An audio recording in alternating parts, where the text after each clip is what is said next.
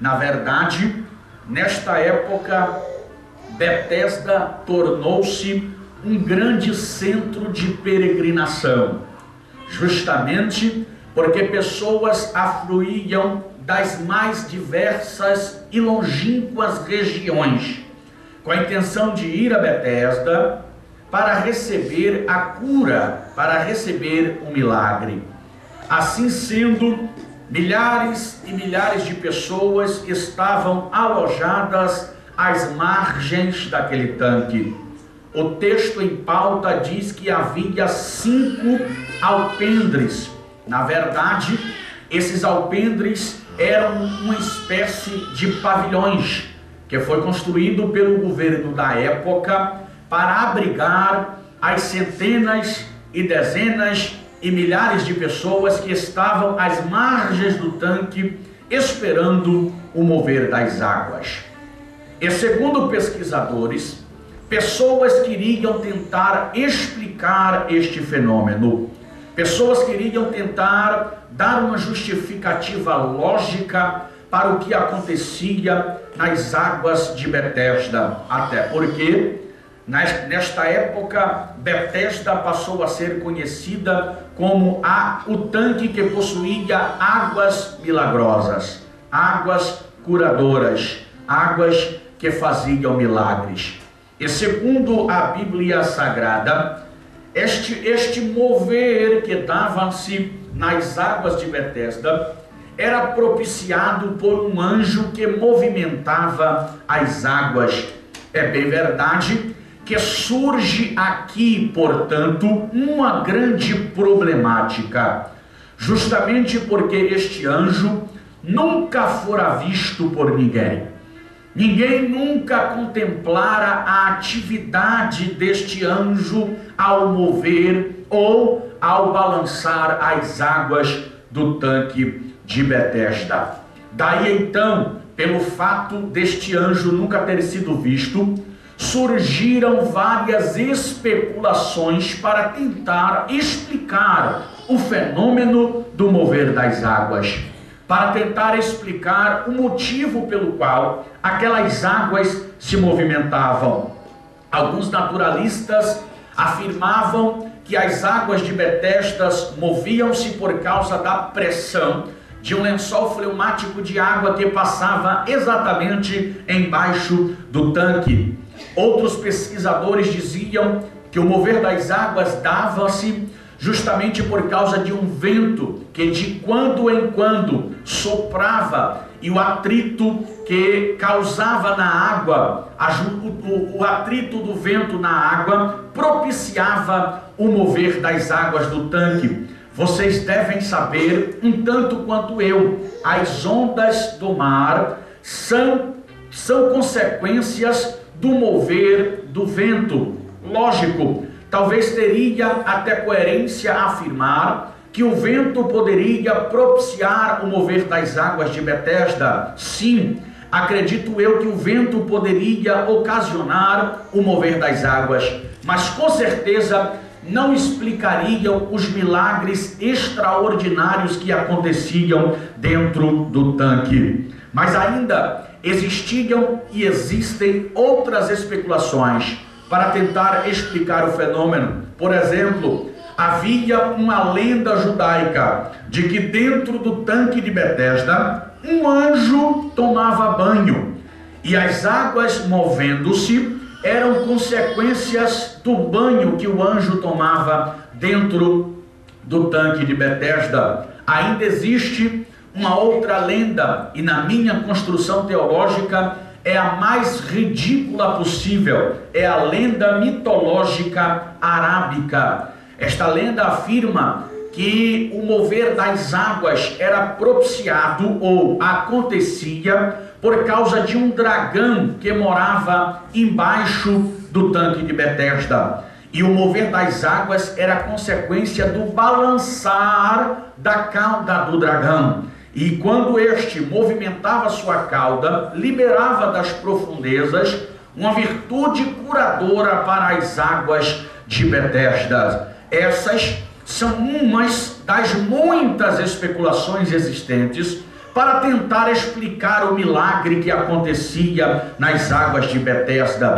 O certo é o que a Bíblia diz: um anjo descia dos céus e movimentava as águas. Segundo o escritor hebreu Flávio Joséfo, havia uma pintura da ideia mitológica do que seria um anjo, gravada em uma pedra bem em cima da região do tanque. E segundo o apóstolo São João, o anjo descia, movimentava as águas e o milagre de Deus era liberado em função daquelas pessoas debilitadas que ali estavam. O que eu gostaria de aplicar para nós aqui esta noite é o seguinte: muitas pessoas tentavam explicar pela lógica o que acontecia em Betesda. Muitas pessoas tentavam explicar a origem dos milagres. E o que eu gostaria de dizer para nós outros aqui esta noite é que milagres de Deus não se explicam. Não dá para explicar um milagre de Deus, porque um milagre, quando for explicado e entendido pelos viés da razão, logicamente ele deixará de ser milagre, porque milagre, para ser milagre, ele tem que ser inexplicável, pois milagre é a manifestação do impossível, é a manifestação do indizível, é a manifestação daquilo que não se tem argumento explicativo. Milagres são coisas inexplicáveis. Eu profetizo para o teu coração esta noite: Deus vai fazer coisas inexplicáveis na sua vida. Deus vai realizar coisas indizíveis na sua vida. Nem você, nem as demais pessoas saberão explicar como aconteceu, mas vai acontecer e você vai adorar o nome do Senhor, porque milagres não se explica e nem se questiona. Milagres se glorifica ao Senhor pelo recebimento das bênçãos eternas e gloriosas do Senhor. Quem acredita que Deus vai fazer um milagre inexplicável aqui, levante a mão assim. Essa mão que você levantou, desça no ombro da pessoa que está ao seu lado e diga assim, ó: se prepare, Deus vai fazer um milagre inexplicável na sua vida. Mas escute aqui ainda, por gentileza.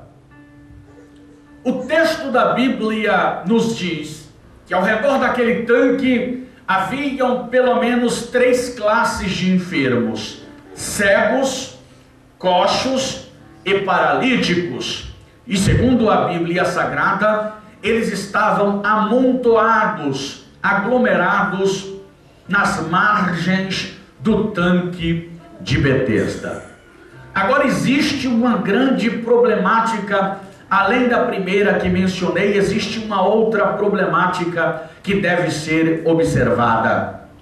O texto diz que de certo em certo tempo as águas eram movimentadas. Ou seja, as pessoas não sabiam quando, as pessoas não sabiam o dia, as pessoas não sabiam a hora, as pessoas não sabiam o momento em que as águas seriam agitadas. As pessoas não sabiam o momento exato do mover das águas e da descida do anjo.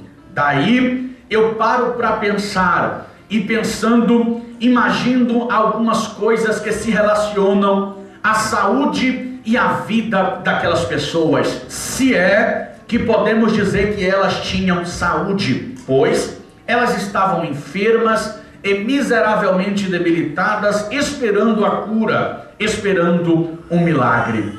E justamente pelo fato de não saber o dia, a hora, o momento em que as águas seriam agitadas, tudo leva-me a crer que aquelas pessoas praticamente não piscavam os olhos.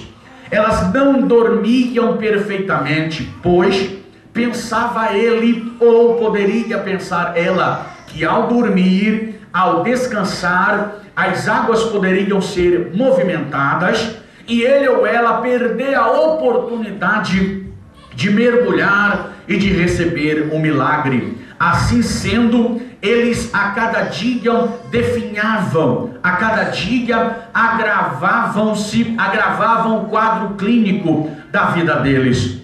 Justamente porque vocês devem saber um tanto quanto eu, uma pessoa, para ter uma vida saudável, para ter uma vida equilibrada, ela precisa pelo menos de 8 horas de sono por dia. Menos que isso, existe uma grande possibilidade de acarretar sérios traumas neurológicos a pessoas, traumas psicológicos. E assim sendo, uma pessoa enferma, uma pessoa altamente debilitada e não tendo uma noite de sono perfeita, isto, segundo o diagnóstico moderno, poderia e pode agravar o quadro clínico, e além da debilidade física, a pessoa pode contrair outras patologias que a medicina moderna discrimina, justamente por não ter uma noite de sono. E aquelas pessoas não dormiam direito. O outro motivo que leva-me a entender que elas não dormiam direito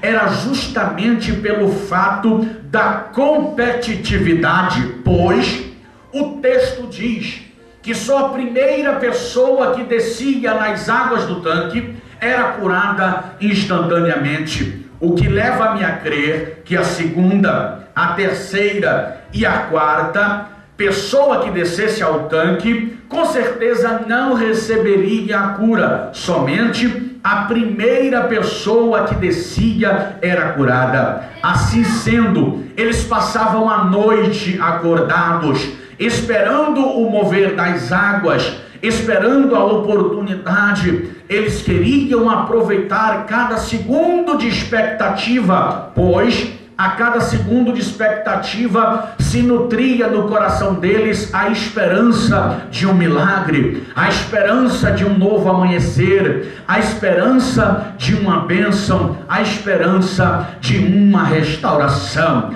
Graças ao nosso bom Deus, aqui esta noite, não é só a primeira pessoa que entrou aqui neste templo que será abençoada. Todos nós que aqui estamos alcançaremos bênçãos inefáveis da parte do nosso Senhor Deus. Afinal de contas, nós estamos na Betesda atual, na casa de Deus, e aqui tem milagres para todos quanto queiram, para todos quantos buscam. Deixa eu dizer uma coisa para vocês.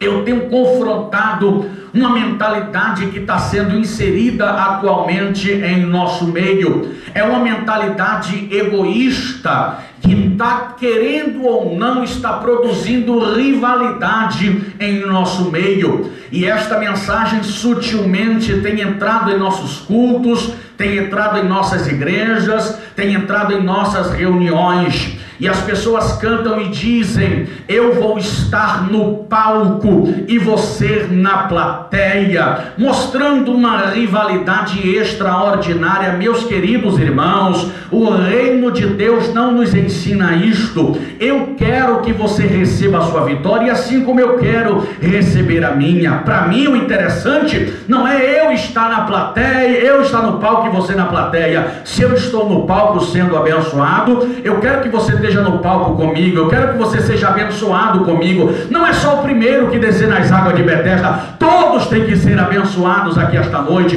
todos têm que receber, todos têm que alcançar, todos têm que desfrutar das bênçãos do Senhor. Por gentileza, diga isso para a pessoa que está do seu lado: eu quero ser abençoado contigo. Ou melhor, diga assim: ó, a sua vitória é minha vitória, eu me alegro com a tua bênção, eu me alegro com a tua vitória. Você não vai descer no tanque sozinho, eu estou contigo, ei!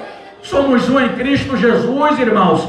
Em nome de Jesus, eu tenho que confrontar essa rivalidade em nosso meio. A alegria do nosso irmão é a nossa alegria, a bênção do nosso irmão é a nossa bênção, a conquista dele é a nossa conquista, e assim nós vamos triunfar em Cristo Jesus, o nosso Senhor.